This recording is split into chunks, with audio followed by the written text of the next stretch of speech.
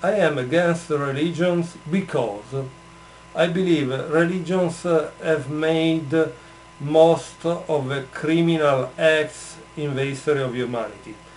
I'm also for freedom, and for freedom I believe it's a way to educate ourselves.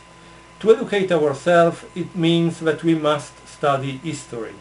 And in particular, we should study the history of religions, because if we would study all those criminal acts made by religions, we wouldn't follow a religion, because we would know how bad it is for human beings.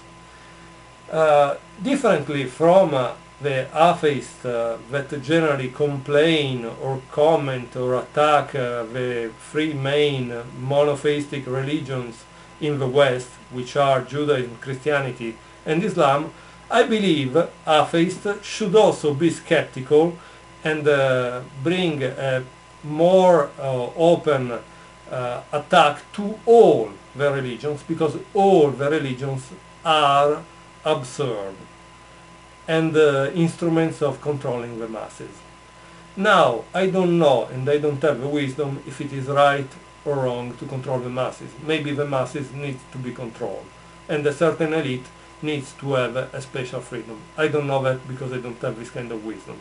But since I'm generally making videos for those 100 friends that I have in YouTube, and I like to see their comments and what they think about it, this is the case, and they can tell me if they understood my point.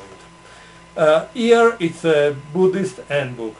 I do believe that Buddhism is a silly religion made on statements which are ridiculous, and most of all which are always the same statements every religion makes, which are based on misery. Because if we were all happy, religions wouldn't exist. And if we would all live in richness, probably also religion wouldn't exist.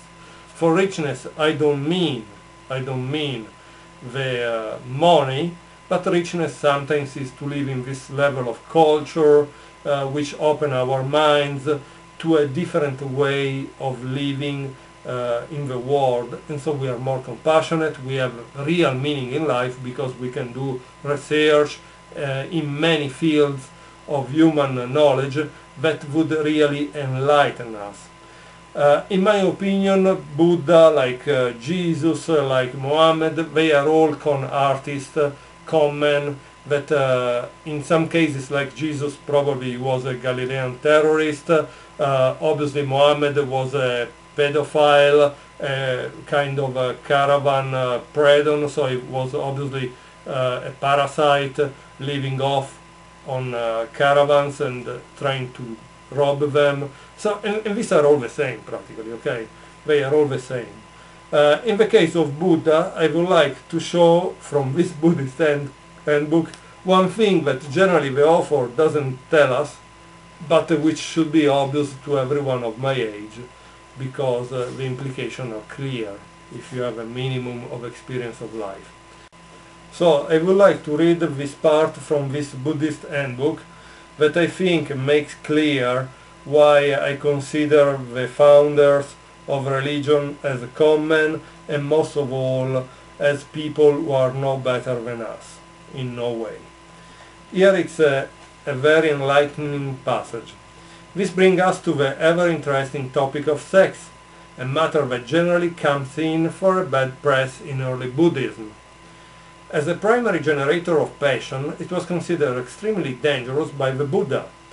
At first he made no training rule about it for his Sangha. His Sangha means disciples, I think.